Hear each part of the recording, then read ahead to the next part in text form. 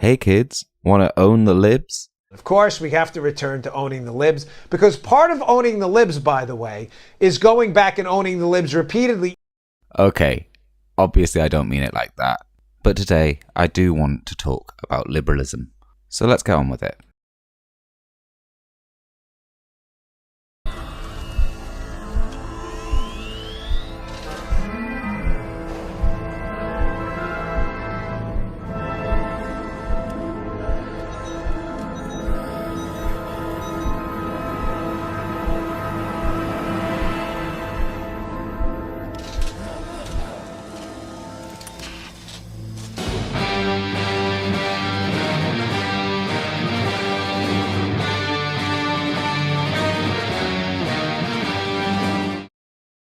Hi again everyone. Today I want to start a pretty long argument, and this video is basically just an introduction to the 4 videos that are going to follow on the interactions of liberalism and socialism, and in the last 2 videos, liberalism and fascism. And it's a long argument, but I think the point at the end is really important, and the conclusions get more exciting with each video, in my view anyway, and then I get excited about this stuff, so please bear with me. Anyway, to start with, I'm going to talk about a philosophy that a lot of people seem to have differing ideas about, and that is liberalism. Classical liberalism. It's a set of ideas that places the freedom of the individual as its central feature. The question is liberalism dead? No, it's not. By the time I came to my early 30s, I realised that the world was not being run as I approved of. It was becoming remarkably illiberal in many different ways. Liberal philosophy has essentially been subverted by continental collectivism. The mental disorder of extreme liberalism. Okay, so let's talk about liberalism. Liberalism is one of the core philosophies at the root of our society. So why is there so much disagreement on what it means? It seems most people think of liberalism as a positive, progressive, even left-wing philosophy, which some use to declare their progressive aims. Hell, it even references liberty in the name. It must be nice. And we also associate it with democracy, calling our societies liberal democracies. Meanwhile, others, on the far right, attack it as a degenerate philosophy that's undermining Western values, with inclusive multiculturalism and intersectionality, things we on the left value. At the same time, some on the right identify as liberals, particularly classical liberals. I'm for what classical British liberalism. And there is a body of left philosophy which is critical of liberalism, and both sides seem to think they are soft in some way. And we even often hear of a philosophy called neoliberalism, which doesn't seem to have any of the values we talked about before, and seems to just be a web of dark economic machinations at the expense of human needs and dignity. So what is liberalism? Is it really this fluffy, multicultural, intersectional paradise full of democracy and liberty? Or does it really have a darker side? Well, I don't want to go too far here, or say something like liberal philosophy is useless or bad in its entirety, but there is definitely a dark side to liberalism, and one, I'd argue, that does cause problems in realising this fluffy, happy, liberty and democracy view of liberalism. I want to examine this dark side and its implications for how the left relates to liberalism over the next couple of videos, before going on, in the final 2 videos of this set, to then look at the implications of this dark side for how we understand the relationship between liberals and the far right. So just a little teaser there to get you excited for where we're going. So there's a lot to say here, and I've tried to condense it as much as possible, but it's a very wordy topic, and as you might realise when you see the length of the remaining videos, it is still quite long. So what's my point here? What does this darker side look like? Well, to start in the broadest terms, I think that liberalism rarely deserves its common reputation as a progressive philosophy, that it is a conflicted and often regressive ideology which papers over real divisions in our society in order to preserve capitalist property relations, and does not have the tools to find the best resolution to our current social predicament. That's not to say that I don't agree with many of the values purported by social liberalism. Democracy, liberty, equality, fraternity, and so on. These are all great things. But my argument here is not that it is wrong to seek these things. If anything, these are the things most worth fighting for. Nor am I saying that every person on the street who identifies as a liberal is a bad person or doesn't hold progressive values in good faith, although I do think left liberals may be mistaken about the proper labelling of their position. But that doesn't mean that they're stupid.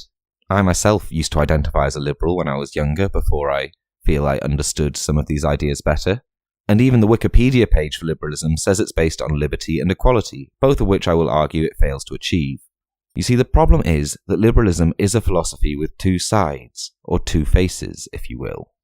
One side is the social and political values of liberalism, a series of values built around supposedly universalist ethics, and which is the thing that makes most people think of liberalism as a left philosophy. This is where you get your liberty, equality, fraternity stuff from the French Revolution, and liberal notions of democracy. But the other side of liberalism is an economic philosophy which supports private property and capitalism, and therefore requires forms of exploitation and authority which contradict many of the social principles. An emphasis on this side is often referred to in the use of the phrase classical liberal, and is also the source of the use of the term liberal in neoliberalism. This divide was described by historian Ishay Landa as the liberal split, though it's not necessarily a split between competing philosophers, but can just as easily be seen as a split within the works of individual philosophers, although some went further down certain paths than others. In this way, philosophers like Rousseau and Kant, though deeply problematic in their own ways, may be less deeply implicated in some of these arguments than perhaps the classical British liberals like Locke, Bentham and Mill, or the French liberals like de Tocqueville and Constant, who are very deeply aligned with this criticism. Not to mention most of the history of liberalism in practice, which largely does not seem to me to have been as Rousseauian as it has been Lockean.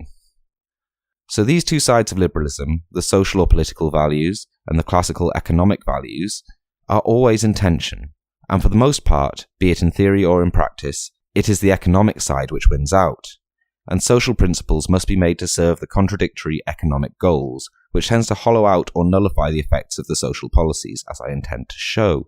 For this reason, I would say that ideologically liberal philosophers and politicians are usually bad custodians and practitioners of those social values, whether acting in good faith or not, and further, that it is the refusal to sacrifice capitalist economics which prevents it from being able to live up to these socially liberal expectations, even when the liberals holding these positive social values do so in good faith.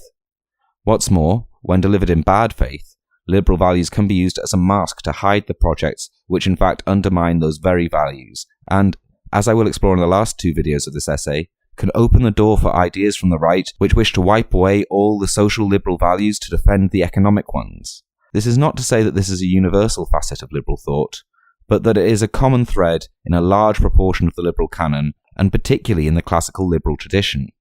Landa proposes that one of the reasons for this is the situations through which liberalism emerged, first being a revolutionary doctrine for the overthrow of the aristocracy, leading it to propose universalist ethics and seek alliances with the classes below, but then becoming the ruling ideology and turning to conversely defend its class position against the lower classes whose support it had previously courted.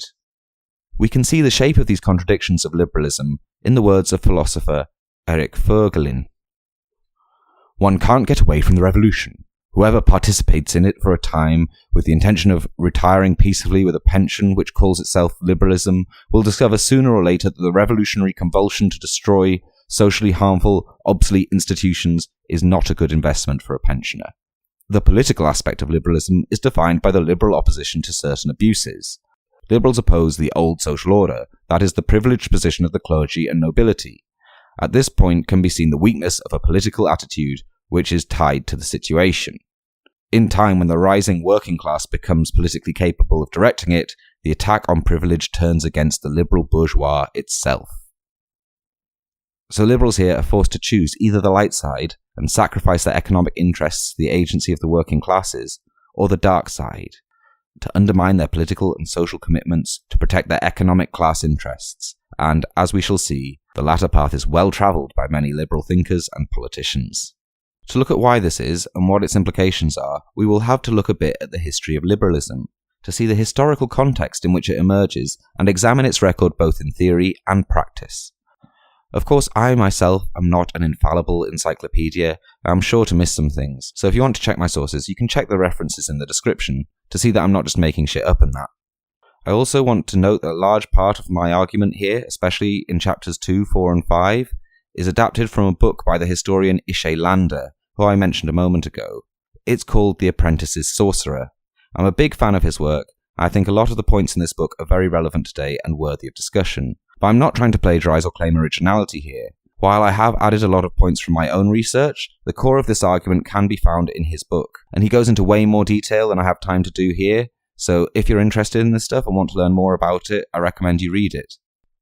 That being said, let's get started, and I think to begin with, we should have a look at the historical context in which liberalism arose, in order to show why the capitalist values and class interests I mentioned earlier became so deeply ingrained in liberal thought.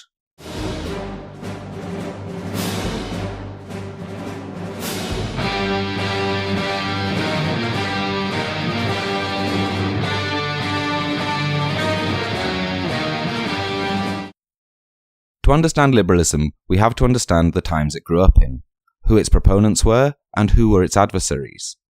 So, for this purpose, I'm going to give you a very brief history of how liberalism emerged in the West as a dominant ideology. When I say very brief, I mean very brief. There is much more to say on these points, and perhaps I will do some closer examinations of them in later videos, but there's a lot to say on this topic later, so I'm going to rush through this bit. So here we go. Liberalism is a political and ethical philosophy that grew up during the Enlightenment era, and was in part responding to the new academic fervour inspired by the likes of Isaac Newton and the development of scientific method. Many liberals in fact saw themselves, like Newton, as engaged in a process of trying to find universal rules for things like economics and politics, as Newton was seen to have done in physics. But of course, political philosophy is not science. So while the new spirit of rationality purported by the Enlightenment era adds colour to liberalism and its ideas about itself, I don't think this is the best place to start to understand why liberals thought what they thought. So where would I start? In 1492, Columbus sailed the ocean blue. Okay, so liberalism as a philosophy doesn't kick off for about 200 years yet, so why do I start here? Well, to understand liberal thinkers, we have to think about Columbus, and by that I mean imperialism. So with Columbus, and picking up to a greater extent later, begins the age of European global imperialism. The discovery of the New World promoted a new era in global history as European ships began to embark on great voyages across the Atlantic, looking to establish colonies and bring back new and valuable resources. But voyages were expensive and dangerous, and if the would-be adventurer wanted to reap his rewards, he needed one thing: cash, and lots of it. Now, often people who had lots of cash were not so keen to risk their lives crossing oceans to bring back cargo, but they were excited by the opportunity to have more cash. So there emerged systems of credit to staff and fund ships bound for the New World, much as had been practiced in the earlier mercantile societies like Venice, who for a long time had been dependent on naval trade for their economies.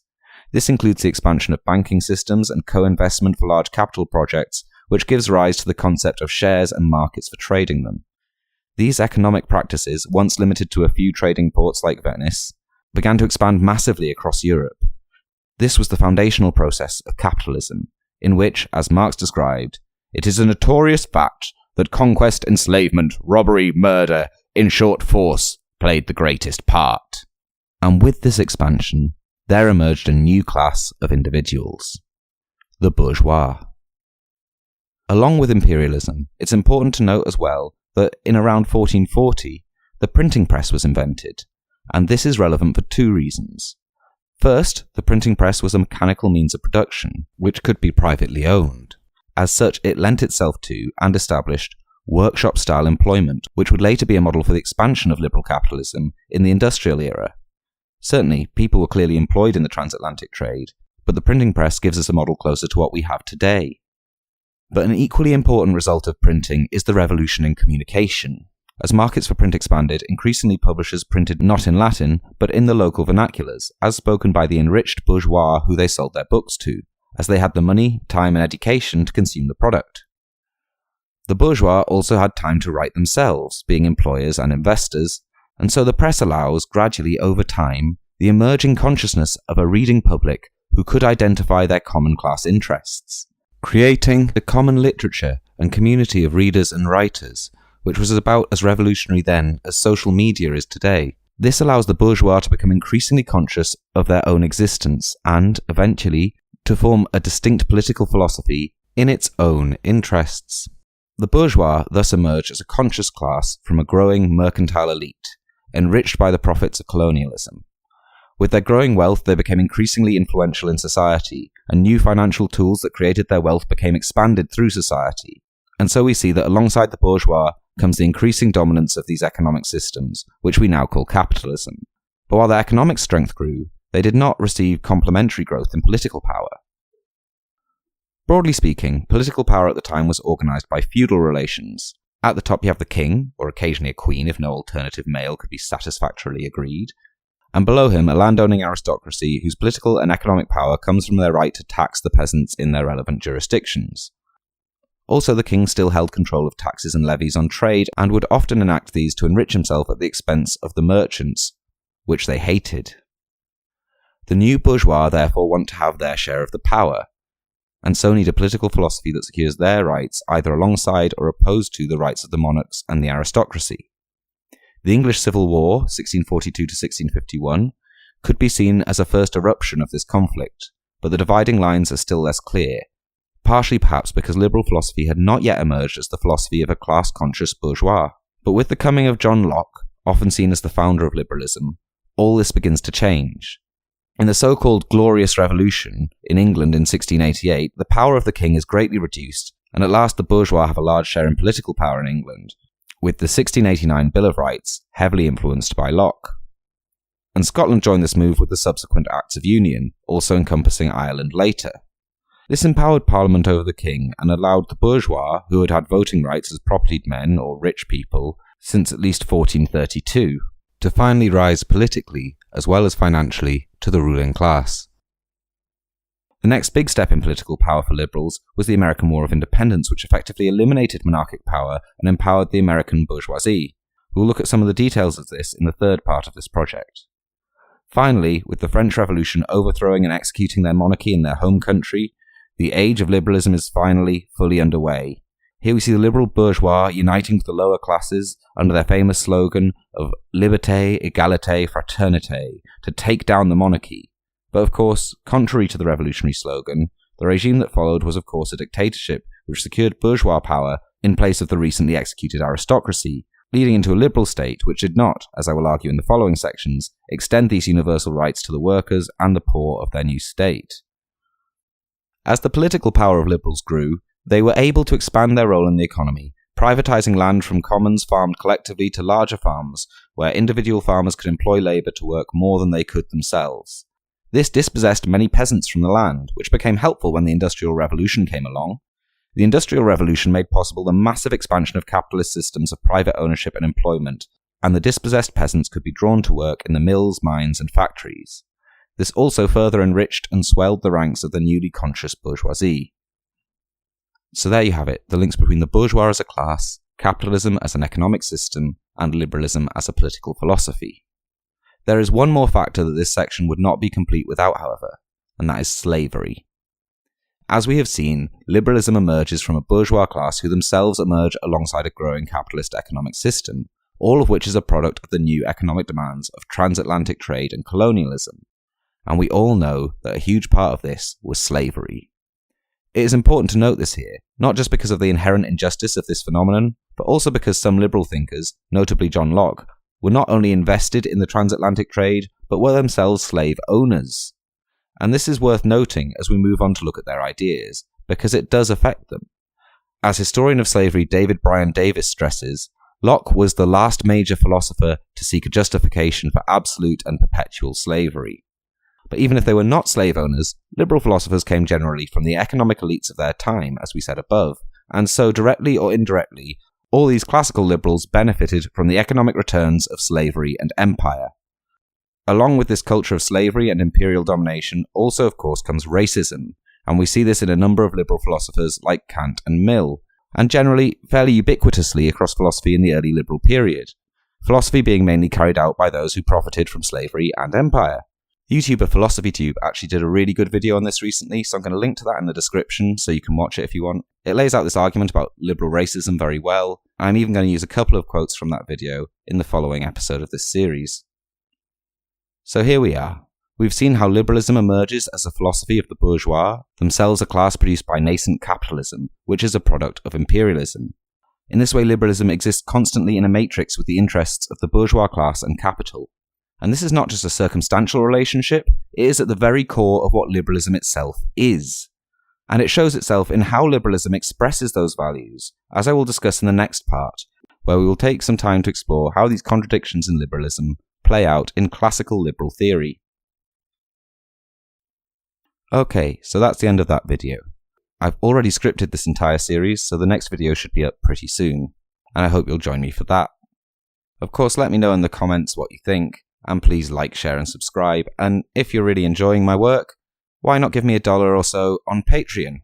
You can do that by finding the link in the description, or you can read it here on the screen. Speaking of Patreon, I'd like to give extra special thanks to my first 2 patrons. George Soros, guessing that's not the real one, and Peter Benzoni. Thanks you guys, you're amazing, and thanks for having so much faith in this channel even though it's still very young. I'd also like to thank my co-conspirator, @BlueLegenda, for doing the graphic design and animation for these videos.